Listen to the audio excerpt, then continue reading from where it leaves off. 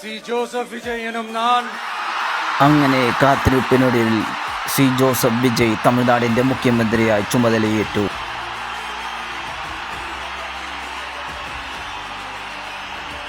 சட்டப்படி அமைக்கப்பெற்ற இந்திய அரசியல் அமைப்பின்பால் உண்மையான நம்பிக்கையும் மாறா பற்றும் கொண்டிருப்பேன் என்றும்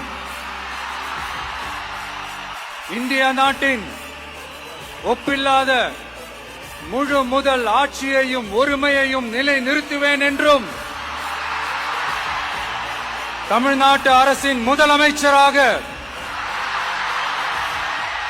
உண்மையாகவும் உளச்சான்றின்படியும் என் கடமைகளை நிறைவேற்றுவேன் என்றும் அரசியல் அமைப்பிற்கும் சட்டத்திற்கும் இணங்க அச்சமும் ஒருதலை சார்பும் இன்றி விருப்பு வெறுப்பை விலக்கி பலதரப்பட்ட மக்கள் அனைவருக்கும் நேர்மையானதை செய்வேன் என்றும் ஆண்டவன் மீது ஆணையிட்டு உறுதிமொழிகிறேன்.